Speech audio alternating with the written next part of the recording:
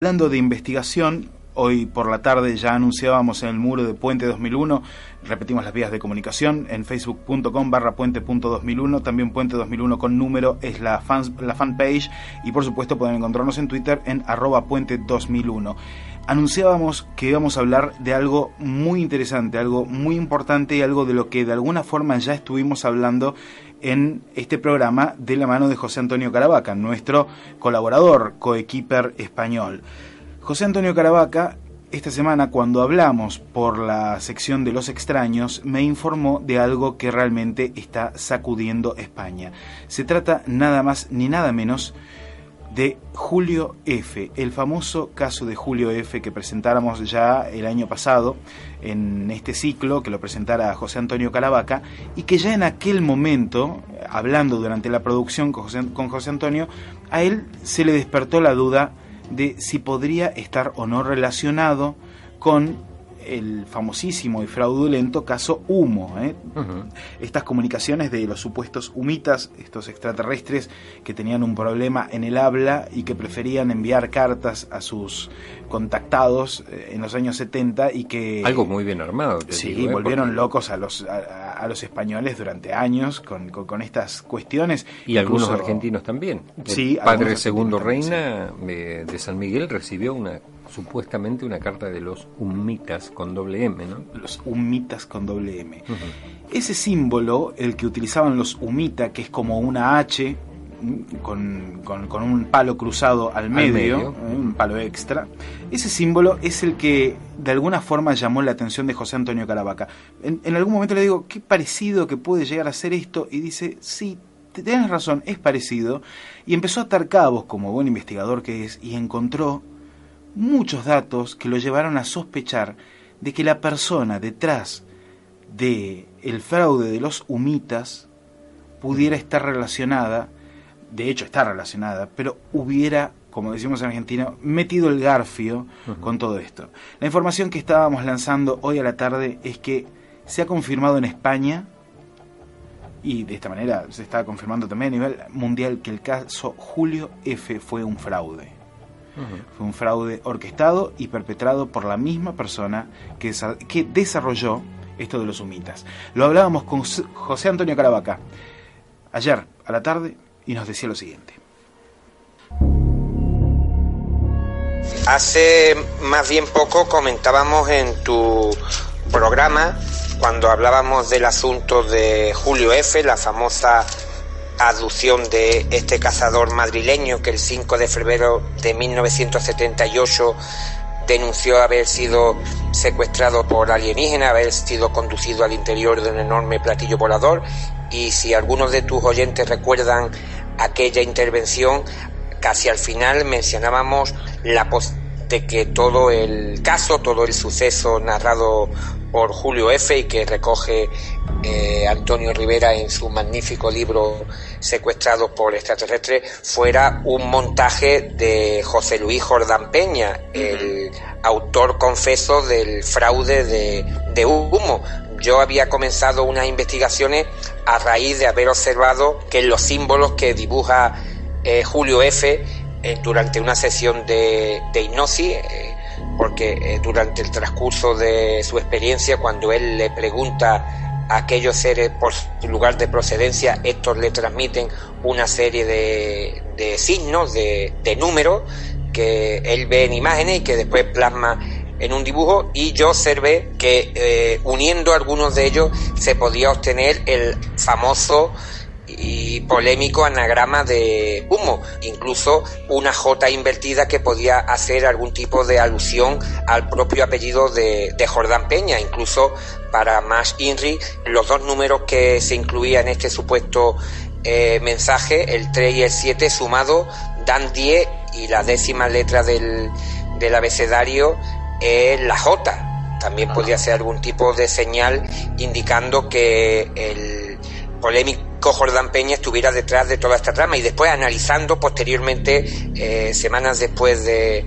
aquella intervención en tu magnífico programa, me di cuenta que incluso la información que Julio F. había transmitido tenía muchos paralelismos con las famosas cartas humitas, el simple detalle de que el testigo, el cazador, dijera que los humanoides tenían una gran dificultad para hablar, para pronunciar palabras. Él decía que tenían algún tipo de en las cuerdas vocales, y de todos he sabido, por todos los conocedores de este famoso afer humita, que precisamente los habitantes de la supuesta estrella Wolf 424 tenían una gran dificultad para expresarse, puesto que decían en las cartas humitas que en la adolescencia sufrían una atrofia de la glotis, de algunas partes de las cuerdas vocales que le impedían hablar con facilidad, y por tanto se elevaron las sospechas sobre la posibilidad de que este encuentro pues obedeciera a una nueva entrega de Jordán Peña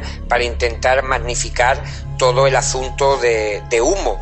Curiosamente, hablando con un buen amigo, David Cueva, director y presentador del programa radiofónico Dimensión Límite, hablamos sobre este asunto, y él acudió raudo y veloz al Jordán Peña en compañía de otros colaboradores y consiguieron entrevistarlo con la mayúscula sorpresa de que el anciano Jordán Peña les admitió que todo el asunto de Julio F. había sido un fraude mismo. Ajá, un fraude perpetrado por él mismo. Sí, él comenta que durante una rutinaria conferencia de ovnis que dio a finales de los 70, se le acercó un joven que le dijo que le quería contar una experiencia que había tenido su hermano, el famoso Julio F., y que a raíz de este contacto pues decidieron crear este encuentro fraudulento, añadiendo todos los detalles que se conocieron posteriormente. Incluso Jordán Peña se jactaba delante de los micrófonos de Dimensión Límite de que había entrenado a Julio para poder recrear la hipnosis delante de los facultativos y de los expertos e investigadores que posteriormente acometieron la tarea de investigar su caso. Incluso él recordaba vagamente algunos puntos del engaño que habían realizado cuando él le indicó a Julio F. que tenía que indicar que durante el viaje espacial que hizo en el interior de aquel enorme platillo volador debía de señalar a los investigadores que desde el espacio él veía las estrellas sin ningún tipo de parpadeo, que las veía fijas, no es el efecto que se produce por la atmósfera. Y él, precisamente, Jordán Peña, rememoraba cómo todos los presentes en aquella regresión hipnótica se quedaron perplejos. Ahora, José Antonio, ¿tuviste la idea de que Jordán Peña podría haber, digamos, como decimos en Argentina, podría haber metido los garfios en la historia, y resulta que fue así? ¿Cómo te sentís ahora y cómo puede afectar esto a la investigación en España? Porque en definitiva es dar por tierra con uno de los casos más conocidos y más importantes, y que de alguna forma quizás también más credibilidad tenía a través de los años, ¿no? Sí, la verdad que ha sido un fuerte varapalo, porque como tú bien dices, el caso de Julio F. representa uno de los incidentes más y supuestamente mejor documentados que teníamos en nuestra casuística OVNI. No solamente es el hecho de considerar este caso como fraudulento por la última confesión de Jordán Peña, sino que, digamos, todos los elementos que rodean el caso parecen encajar perfectamente para que se pueda hablar ya de al menos una flagrante o burda mentira por parte de Jordán Peña y de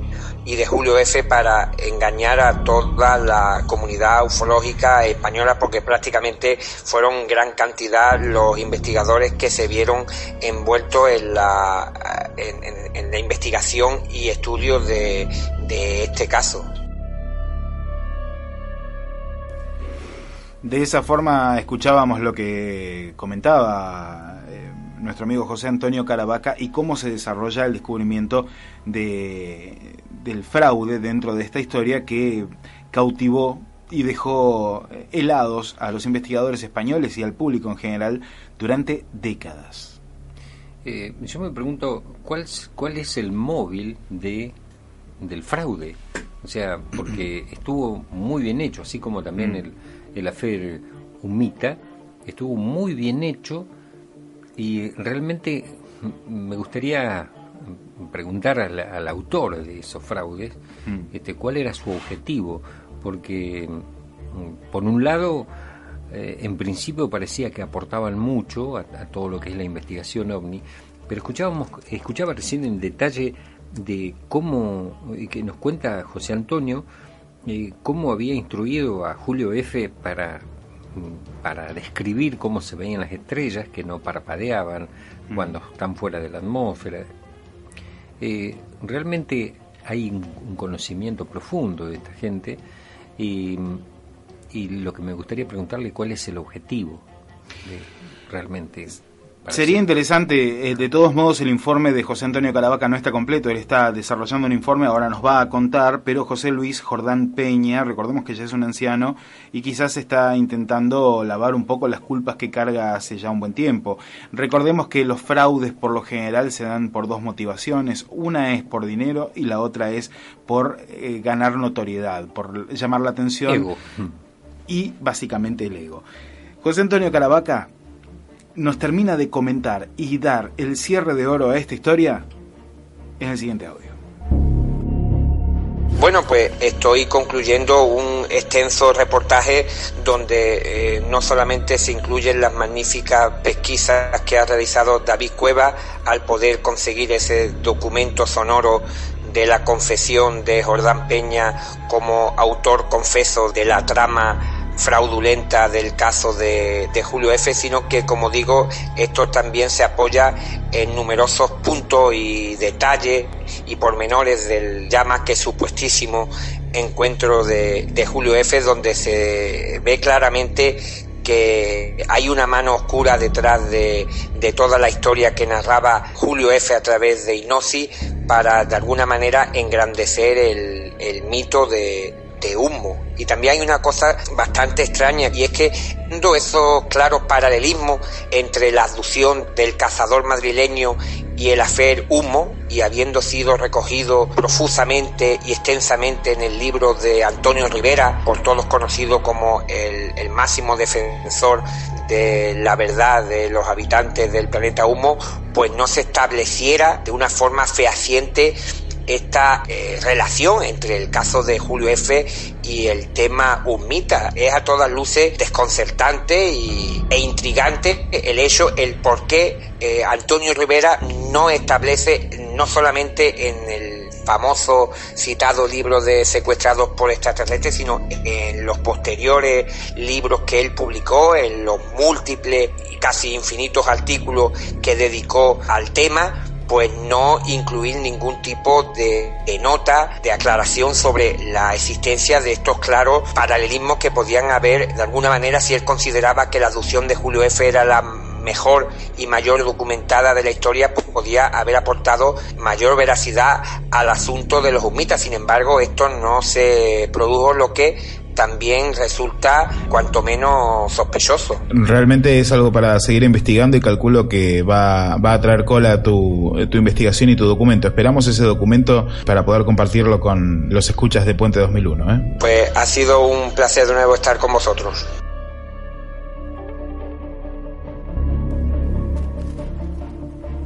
Así y de esa forma nos comentaba José Antonio Caravaca, nos informaba acerca de toda este revuelo que se armó en España con el tema del fraude de los humitas.